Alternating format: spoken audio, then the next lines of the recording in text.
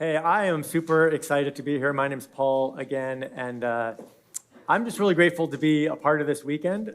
Gary's been mentoring me for a long time, and I have just met Jim Burns, and I feel like I'm kind of riding on their coattails, and it is a great privilege.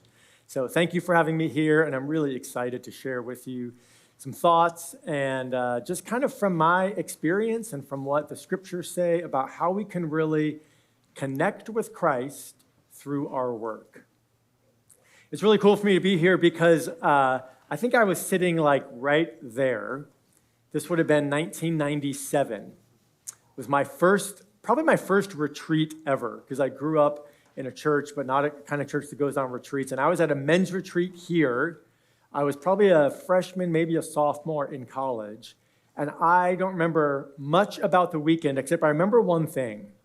See, I was at college, and I felt called into ministry, and so I was really passionate about doing God's work, and I was involved with the campus fellowship, and I just felt like all of my time was supposed to be spent doing spiritual things. And I had this kind of notion that any time I spent studying or doing my actual work in college was somehow less spiritual and less important.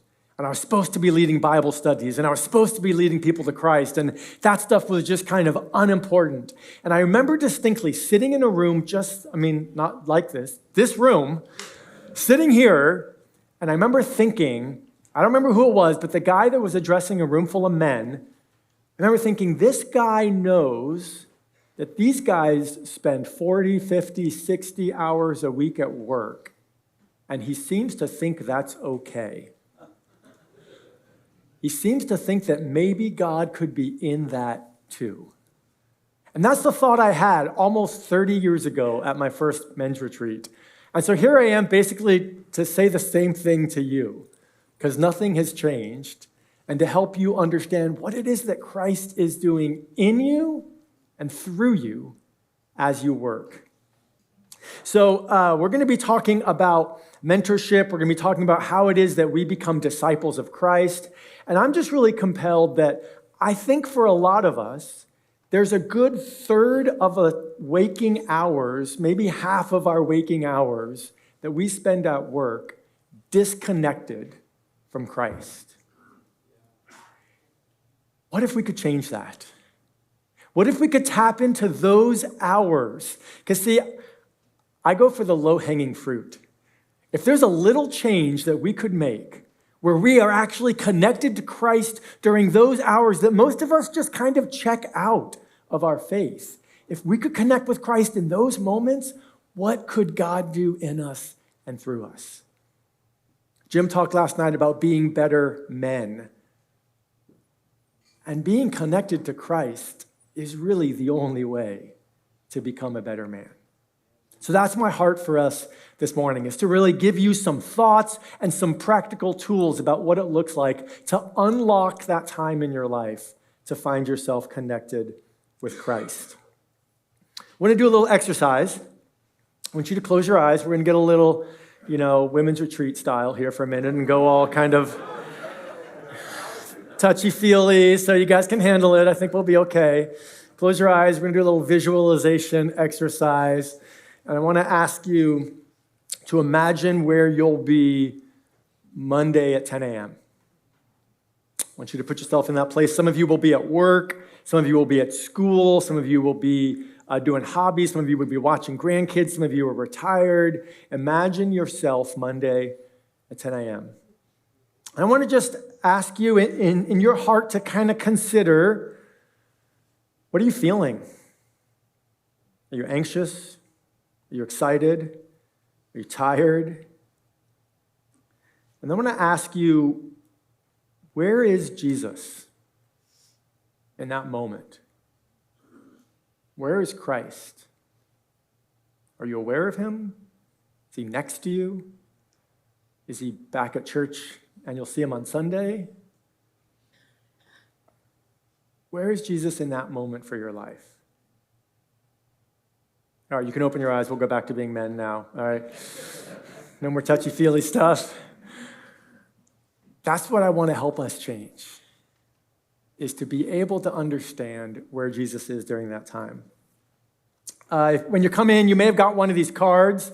If you didn't get one coming in, you can grab one coming out. This is just a little reminder of what I'm going to be saying. And this is hopefully a very practical thing, because I think that there are some small things that we can do in our lives that have great impact in our spiritual connection to Christ. So this card captures some of that kind of stuff. And I want to acknowledge up front that, integrating Christ into our work is not an easy thing. There are reasons why we haven't done that. It's not like, oh, none of you have ever thought about that, so I just tell you to do it, and then the switch flips. But there are some things that can help. And as we do it together, there's a community of guys that can come around you to help. So I want to start by just unpacking a little bit about why it's so hard. What are the things that keep us from being what I call integrated at work? And then we're going to go through these 3 prayers as a tool to help you find that kind of integration. So here's the thing. A lot of us live what I call vocational disintegration, all right? If you think about kind of 2 spheres of your life, there is your church sphere and there is your work sphere, and you kind of exist in the middle of those 2 spheres. And I believe that for a lot of us, we kind of bounce between those 2 spheres, and we adopt different kinds of personas in those 2 different places. Because the reality is, different things are required of us, right? For most of you, when you go to your job, you treat your coworkers differently than you treat your wife or kids or friends, right? Yes. And you should. I'm not saying treat your wife like your coworkers. But think about what that does within you, right? You're kind of learning to show up in different ways, and you're learning to kind of carve out a different aspect of yourself in different settings. And for some of us, this can happen in kind of 2 different ways. So there's some of us here that I would say feel more comfortable at church. So when you go to church, you feel like, these are my people, right? I can let down my guard. These are the people that have faith. These are my fellow brothers and sisters, and I can be myself there. That your kind of identity is centered in your church. And then you go to work, and you kind of got to put on your armor and muscle through, and you just kind of feel like that's a really hard place to be, right? And this makes sense for a lot of us. There's a lot of reasons for this. There's actually the way our culture works, the way our churches work sometimes. We kind of often, even as a pastor, I realize there's a sense in which sometimes I inadvertently, as a pastor, foster this kind of disintegration. Because you know what? I'm not a pastor anymore, so I can tell you the pastor's secret, all right? We need you guys. We need your time. We need your energy. And so there's a little part within me as a pastor where I want to say, hey, your work doesn't matter. Stay at church. Lead a small group. Do children's ministry. Do all this stuff because, see, I want you in my world. And when you're at work, it's hard for me to remember that God is at work there too, because my focus is in the 4 walls of the church. So sometimes I realized even as a pastor, I could kind of talk you into this thing. You may hear people say oh, my job, that's just a job. That's just what I do to make money. That's this kind of disintegration. I just have to do that Monday to Friday, but it's not really, it doesn't really matter. That's this kind of disintegration. There's another kind of disintegration, though, where you might feel like, hey, some of you love your jobs. And when you go to your work, you feel like that's where you come alive. You love the work you do, you love your coworkers, and you just get so excited. Your core identity is found in your workplace. And you have faith, and you're a follower of Jesus, and you go to church, and you're involved, but it's kind of your work that gets you excited. And you go to church for, mediocre donuts and a good nap, right? And maybe your family wants you there, something like that. But you come alive at work because you love what you do. And for you, the question is different. For you, the question is kind of like, well, what does God really have to do with my work? Because my work is fun and exciting and cool things are happening. And church is important and it's an important part of my life, but it's just, I don't see how they connect. And so what we would love to be thinking about is how to fix this problem of disintegration. And it's a problem because of two things, I believe. First thing is what happens is this compartmentalization. We split our lives into two different ways, and that results in two things. First thing it results in is that you can't be a witness of Christ at your workplace if you've forgotten about him at your workplace. Does that make sense? If you've checked your faith at the door when you walk into your work, how can you represent Christ well to the people you work with? We call that impaired witness. That's something that you just can't even begin to think about. But the second thing is that in your work, in the actual work you're doing, you can't bring the influence that Christ offers you to shape in your life. See, the work you do, no matter what it is important to God. God cares about the work you do. And if you've kind of checked your faith at the door, then you can't access the Spirit. You can't be guided by him. You can't make decisions in light of the scriptures. You can't kind of access God's wisdom through prayer. And so all the decisions, you're making hundreds of decisions at work, and all of those decisions aren't informed by the Spirit of God. And that's a problem because the things we do at work matter. So what we want to foster is a kind of reintegration, where we draw all of those things together and where you, filled with the Spirit, have these two arenas that you work in, home and work, church and work, but you're the same person. You're this kind of whole person bringing yourself into both places. Showing up differently, doing different things, obviously adjusting yourself, but you have a sense of being whole. That's the word, integrity. Integrity means being one, where you're the same person wherever you go. Make sense? Yeah. All right, so how do we do that? How many people are resonating with this? Does this feel like this is a challenge? Yeah, this is hard to do, right? How do we show up in the same way? So my story is that after college, I worked in software for 7 years. I was a product manager. That's kind of somebody who designs software, and then the people who really know what they're doing go off and they build it. So I did that for a number of years, and here's what I thought. Because I knew that I was called to be a pastor, so I figured what I would do is I would go and I would work in the regular world first. I would figure out how to be a Christian at work, and then I would become a pastor and I would tell everybody else how to do it. Right? So, I mean, you guys are pretty lucky to have me here. Because, I mean, I figured it out, and now I get to tell you.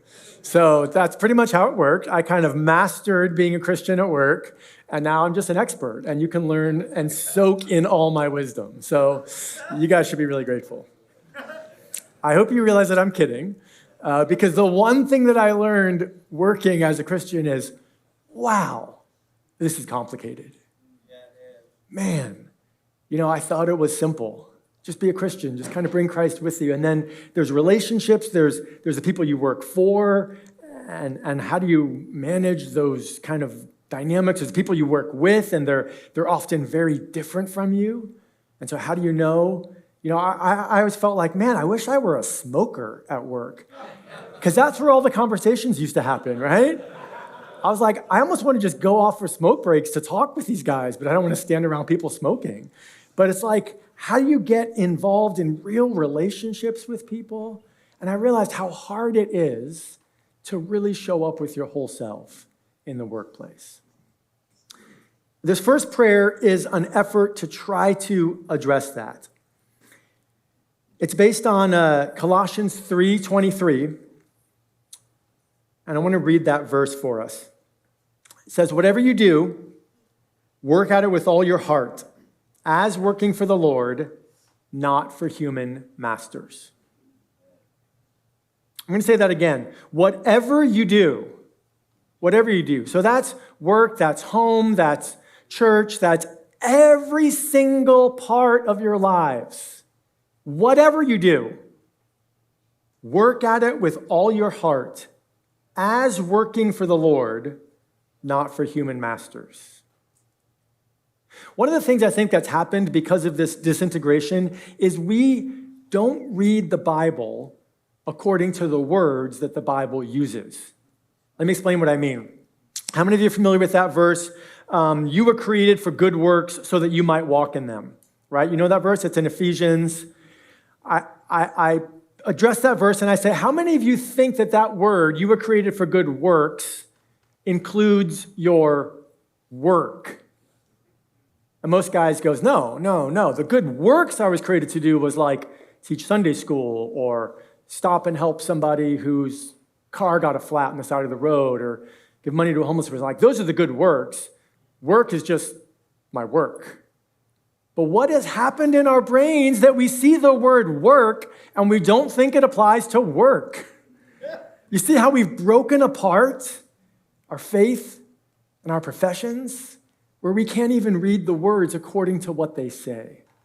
So again, this verse, whatever you do, work at it with all your heart. Work, bring your whole self as working for the Lord, not for human masters. Now here's the thing. Integration begins with you. It begins with our hearts. It is a work of God within us. And what I love about this verse is it really helps to reorient ourselves when we're at work as working for the Lord. Now, a lot of Christians insert a word there that's not there. A lot of people read that verse and they say, as if working for the Lord. And they say, I'm supposed to go to my job and I'm supposed to pretend that Christ is my boss. I'm supposed to treat my boss as if I'm working for the Lord. Friends, that's not what the verse says. This is not an imaginative exercise. This is a reframing of our orientation to help us see what's actually true. The truth is that Christ is your boss. The truth is that you are working for Jesus, not just at work, but at home, in your neighborhood, at school, everywhere you go. This is helping to reorient us that the people we think are in charge of us aren't actually in charge of us. Jesus is everywhere we go. And so this first prayer is a really simple prayer that just says, be with me here. Now, some of you are like, you know your Bibles, and some of you are thinking, that's not theologically accurate. You're going to come up to me after this talk, and you're going to say, Paul, Jesus is already with me at work. I don't need to ask him to be there. I know, all right? I know Jesus is with you. I know God is omnipresent. I know God's with us everywhere. But here's what I also know, is that we forget. That we forget that Jesus is already with us at work. And so in praying this prayer, in inviting God's presence, we are opening ourselves up to the truth that is already true. When we pray, be with me here. Now, here's a very simple thing that I suggest you do. And I would challenge you to do this one thing. It'll take you 5 minutes over the next week. And I challenge you to do this one thing and see what kind of effect it has in your life. Set an alarm on your phone or on your watch for some time, I don't know, 11, 12, 12:30, sometime during the day. And when your alarm goes off Monday to Friday, stop what you're doing for 60 seconds and pray this prayer. Be with me here. You can pray all 3 prayers if you're an overachiever, like some of you are. Pray them real quick in those 60 seconds. But I believe that those 5 minutes spread out 1 minute each day of your week will transform your experience at work. That you will be aware of Christ's presence in a different way. And it's like anything in life. It takes time to learn, time to grow in, time to change. But these practices are just that, practices, so that we can grow in being aware of God's presence at work. Now, this has been really powerful for me personally. We had a really difficult thing happen in our family about 5 years ago. And we have 5 kids, as I said. We have 3 biological kids, 2 adopted kids. And parenting's been hard. I don't know, like really hard. We've really struggled with parenting and family life. And there was a season where it was super challenging. And then we had kind of an event happen in our family that was a huge crisis. It almost drove our marriage apart. It almost drove our family apart. And the aftermath of that event really almost broke me. I ended up having to take a couple weeks off work. I ended up not sleeping. I ended up having panic attacks. And that led to a season for me personally of counseling and medication and gathering friends around me to walk me through that. But the thing that was most significant for me in that was sensing Christ's presence with me and knowing that Christ was with me and developing the practices in my life so that I could understand how Christ was with me. Now, we're going to go women's retreat again for a minute and get touchy-feely, because one of the really things that helped me in that time was I would go into spaces where I knew that I would be anxious, where I knew that I might, get that like tight stomach, and I would go in and I would imagine Jesus by my side. And sometimes it's a little weird, maybe. Sometimes I'd imagine holding Jesus' hand as I walked into those spaces.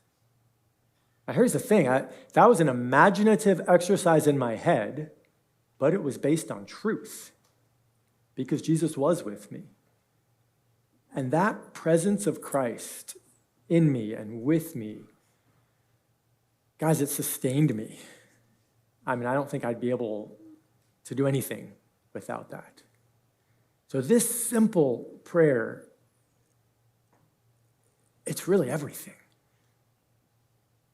There's an old saint by the name of St. Patrick, and there's a prayer that he prayed all around this idea. It goes, Christ with me, Christ before me, Christ behind me, Christ in me, Christ beneath me, Christ above me, Christ on my right, Christ on my left, Christ when I lie down, Christ when I sit, Christ when I stand, Christ in the heart of everyone who thinks of me, Christ in the mouth of everyone who speaks of me, Christ in every eye that sees me, Christ in every ear that hears me. I really think this is like most of the Christian life, is just realizing every moment the presence of Christ in our lives. Be with me here. I'd love to hear, if you try my challenge, if you pray this 5 times this week, shoot me an email, send it to Stephen, Mount Hermon, it'll get to us somehow, but I'd love to hear what that does, how that changes your experience. That's the first prayer, be with me here, and that's the foundation. The second prayer is an acknowledgement that the actual work we are doing in our workplaces matters to God. Now, I say those words, and some of you are like, yeah, you're right. But I know for a fact in your head, you're thinking, well, maybe your work matters, but not mine. Because a lot of us are trained to think that our work is just work. It's just something on the side. But listen to this prayer from Psalm 90, verse 17. The psalmist says this, "May the favor of the Lord our God rest on us." And twice he says, "Establish the work of our hands for us." Yes, establish the work of our hands. Now, that word there used, establish, it's the same Hebrew word that God used when he spoke to King David, and he told King David, I'm going to establish your kingdom so that it is an eternal kingdom. That's the same word. The psalmist is praying, make my work last into eternity. And I can't tell you how many times as a pastor, somebody would come up to me and they would say, oh, you are so lucky. It must be so nice to know that your work matters, that your work lasts into eternity. And I would think that is so tragic that you don't realize that your work matters too, that all of our work matters, that there isn't a hierarchy of work in this world in God's kingdom. In God's kingdom, we are each called into different places, and because God calls us into those things, all of them matter. All of them are important to God because he is the one leading us into them. It's not different whether you're a pastor or a speaker or whether you run a landscaping business or whether you cook food or clean dishes or whether you're a lawyer or a doctor or an engineer, mechanic, whatever.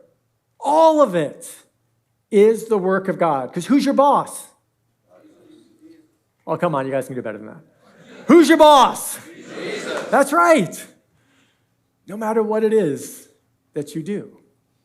So we can pray then, we can ask, establish the work of my hands. Take what I do, God, and make it last. I give it to you.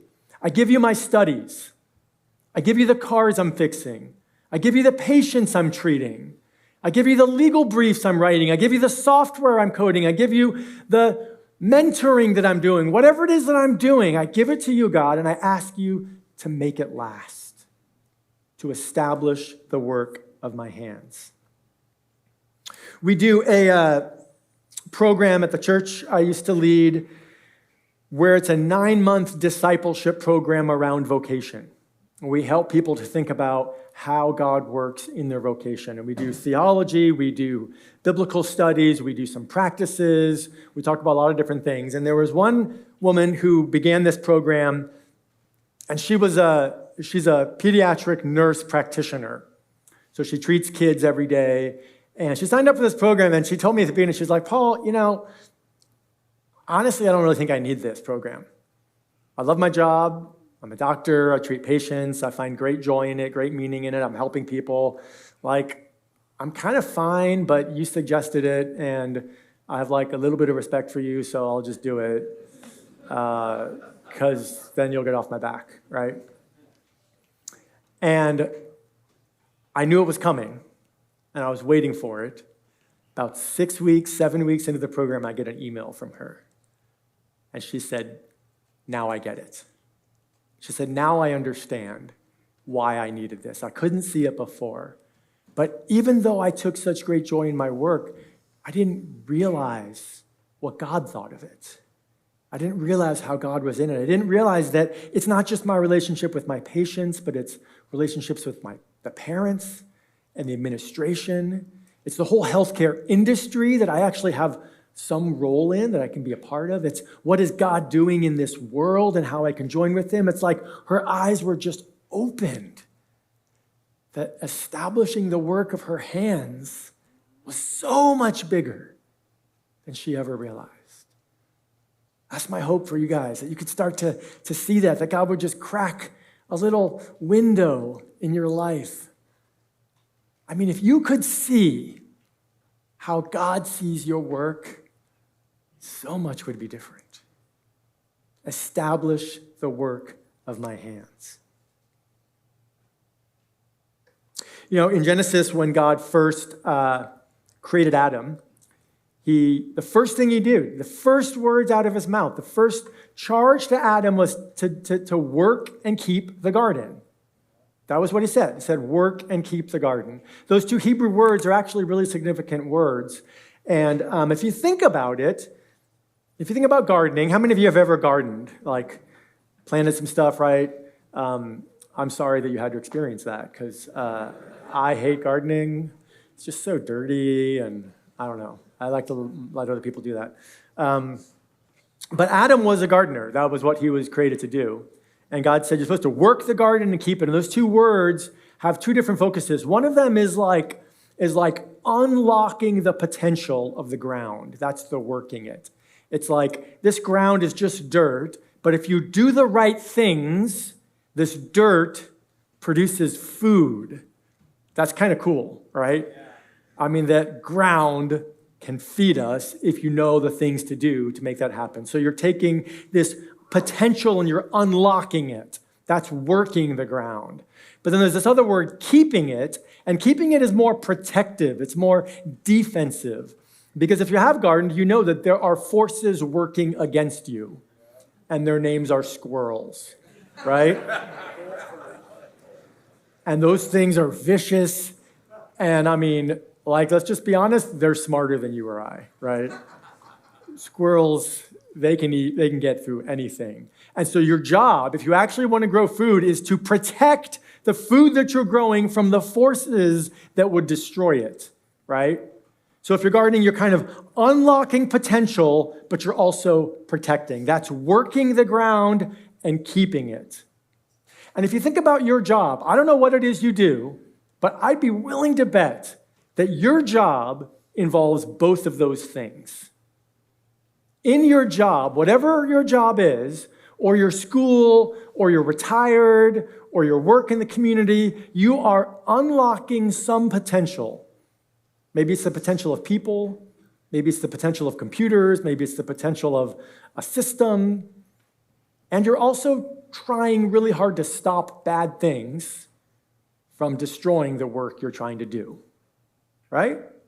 So if you're a computer programmer, then you're kind of unlocking the potential of a computer system, but you're also preventing bugs and wrong things and power failures and hardware failures.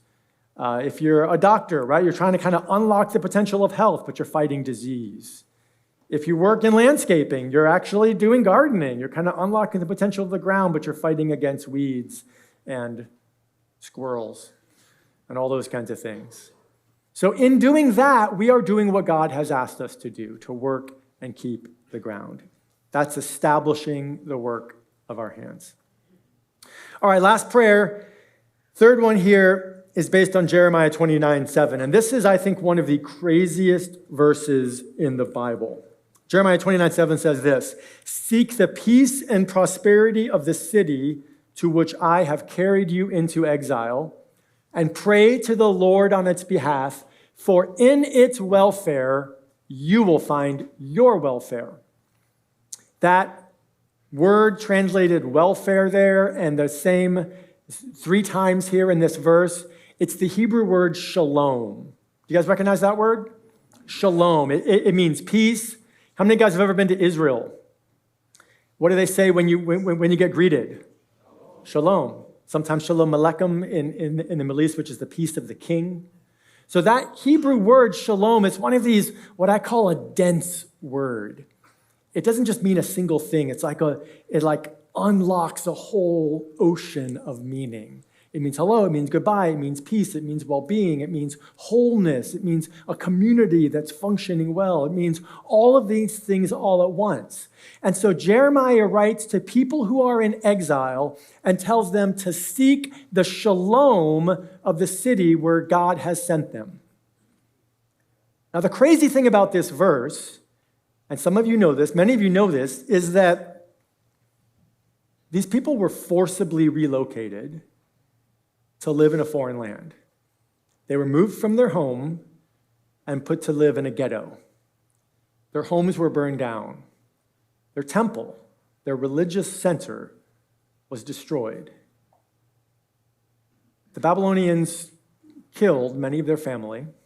They did worse things to many of their wives and children.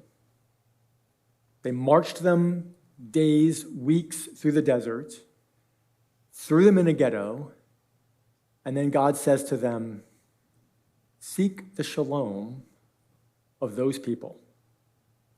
Can you even imagine how offensive that is? Seek the shalom of the people who raped your wives and killed your children. Seek the shalom of the people who burned down the temple. Seek the shalom of the place where I have sent you. And when they have shalom, when the people around you, when they have shalom, you will find your shalom. You won't have peace until you have brought peace to others. Guys, that's like crazy offensive that this is what God would ask of us. Our workplaces are not as bad as being sent into Babylon. Most of them. Some of you are like, oh, man, I don't know. You haven't been to my work. Most of our workplaces are not as bad as living in a ghetto in Babylon. But God has sent you there. And this command to the exile holds true. God says, seek the shalom of the place where I have sent you. But this prayer is very carefully worded. Bring shalom through me, because we know from the scriptures that Jesus is the shalom bringer, that Jesus is the one who brings peace to the world, that it is his work through his life, death, and resurrection who ultimately brings peace everywhere. And so when we are sent into the world to bring shalom, we are not doing something by ourselves. We are doing what God is already doing in the world. And we are joining him in his work so that our work aligns with his. Bring shalom through me. God, do your work through me. Use me as a vessel so that I can be a shalom bringer, bringing the shalom of Christ wherever I am. Guys, I hope you're excited about that. That is an adventure that God would choose you and I. And I mean, I'm looking at you and I gotta be honest, I don't know if I'd choose you. I mean, come on. Look in the mirror, right? But God chooses us to bring his shalom to the world. And when you get caught up in that vision, when you get swept up in the work of God in the world, there is nothing more exciting. And I think that's one of the other secrets of Christian living is all that stuff that drags us down, sin and pornography and pride and envy and drugs and all that kind of stuff and money. You know, when we really catch the excitement of working at God's work in the world, nothing else compares.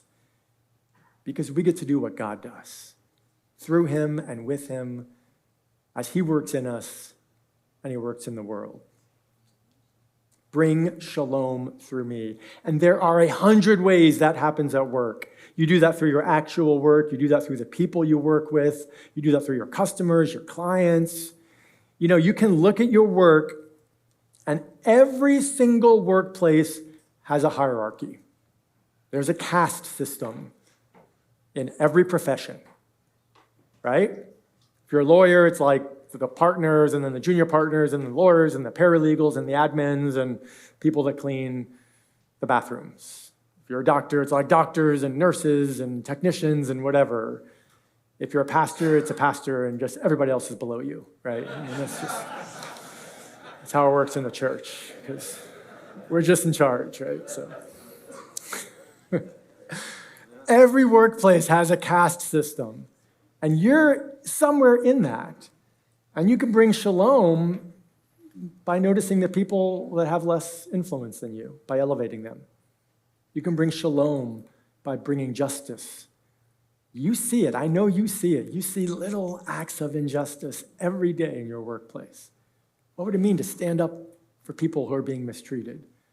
What would it mean to say something? What would it mean to say, hey, nobody ever asks this person their opinion. What do you think we should do in this case? Those are the kinds of things we can do to bring shalom through us. All right. What we're hoping for here, what we're getting at is what we call vocational reintegration. This is the goal, that we would see ourselves come together as one. And when that happens, those problems of disintegration start to reverse itself. And so when we are integrated, when we experience integration, then we have this vibrant witness. Guys, if you know that Christ is with you everywhere you go in your workplace, then you can represent him in every moment. And the decisions you make represent his wisdom. his guidance. You can sense that he's leading you. That's Spirit-led influence. This is the goal. And I am absolutely convinced that God is doing something unique in this moment in the Bay Area. I hear it from all corners of the Bay Area that there seems to be something in the air. There's something electric. The Spirit is on the move. And my deepest heart is that you would all sense that and be drawn up into the work of God. So I hope this prayer is helpful. Want to mention one little thing. This QR code goes to an organization that I helped to start called the Bay Area Center for Faith, Work, and Tech. And this is kind of what we do, is just try to help people connect these dots. We have a big event coming up on November 1st in South San Francisco where we're going to gather hundreds of people. We got lots of speakers and breakouts and stuff like that. I want to give you a discount code for that event, all right? But I need my phone because my executive director just texted me the number, all right? So if you want to go to that event, you can use this discount code, all right? I asked for a 10% code, but she gave me a 15% code, all right? You guys ready? I know. So remember this one, Paul 15, all right? It's going to be hard to remember. So if you go to this website, you can click on register and you can use that code. You can get 15% off the registration. But it's going to be a fun time, and we really sense that God is doing something, and we want to be a part of that, and I'd love to see you guys wrapped up on that as well. So let me pray for us, and we're going to keep going, and thanks again, guys, for your attention and for having me here. God, I want to pray for these men. I want to pray that you would bless them. I want to leave space just for them to be open to your presence in them. Thank you. You didn't have to use us in the world. You didn't have to work through us, and yet you chose and you choose to do that. What a privilege that is. And I pray that you would give us a sense of your calling, of your vision, of your energy, of the work that you're doing, and that you would sweep us up in that. I pray that these men, as they go back to their jobs or their schools or their families or whatever it is that they do with most of their time, pray that you would give them a sense of your presence. If they forget to set their timers, I pray you'd break in, you'd remind them, you'd enter their hearts and their minds, as you sometimes do with all of us, and just say, hey, I'm here. Pray that you would do that for us. Pray that you would establish the work of our hands, that you would enable us and allow us to do things that join with your purposes. And we do pray that you would bring shalom through us. We live in a world that is so desperate for shalom. Pray that if we could be part of your work in bringing that, what a privilege that would be. God, thanks for these guys. Bless them, empower them, and send them. In Jesus' name, amen.